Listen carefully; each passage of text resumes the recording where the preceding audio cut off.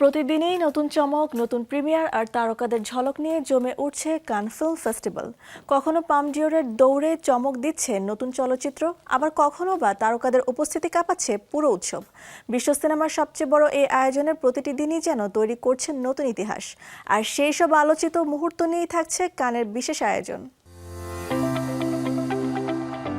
৭৯তম কান ফিল্ম ফেস্টিভ্যালের নবম দিনে প্রিমিয়ার হয়েছে পরিচালক আয়রা সাকসের নতুন musical the man I love.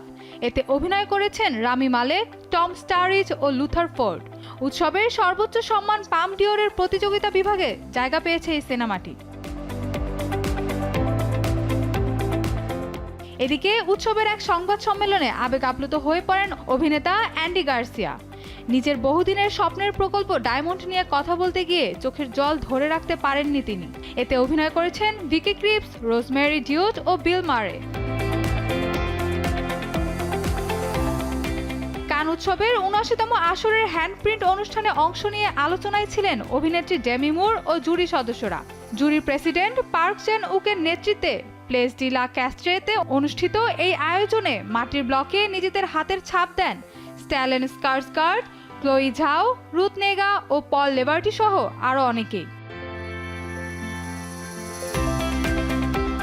এই হ্যান্ডপ্রিন্টগুলো পরে প্যালেস ডি ফেস্টিভ্যালসের পাদদেশে থাকা কানের বিখ্যাত চেমিনডেস ইতালিয়াসের সংরক্ষণ করা হবে।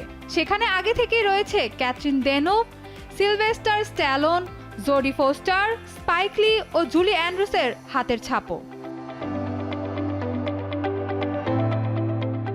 অন্যদিকে পরিচালক অ্যান্টনিনের নতুন সিনেমা দি এজ অফ আয়রনের প্রিমিয়ারে কান রেড কার্পেটে হাজির হন কেভিন, বেলা হাদিদ, লরা ডের্ন, ব্রুস ডের্ন ও হেইদি কুলম। ঐতিহাসিক কাহিনীভিত্তিক 2 পর্বের সিরিজ দি ব্যাটল অফ গোলের প্রথম কিস্তি এই সিনেমা। এই সিনেমাটি নির্মিত হয়েছে ইতিহাসবিদ জুলিয়ান জ্যাকসনের নন ফিকশন বই a certain idea of France, the life of Charles de Gaulle অবলম্বনে। এতে ফরাসি সামরিক নেতা শার্ল ডি গলের চরিত্র অভিনয় করেছেন সাইমন। দ্বিতীয় বিশ্বযুদ্ধের সময় ফরাসি প্রতিরোধ আন্দোলনের অন্যতম গুরুত্বপূর্ণ নেতা হয়ে ওঠার গল্পই তুলে ধরা হয়েছে এই সিনেমাতে।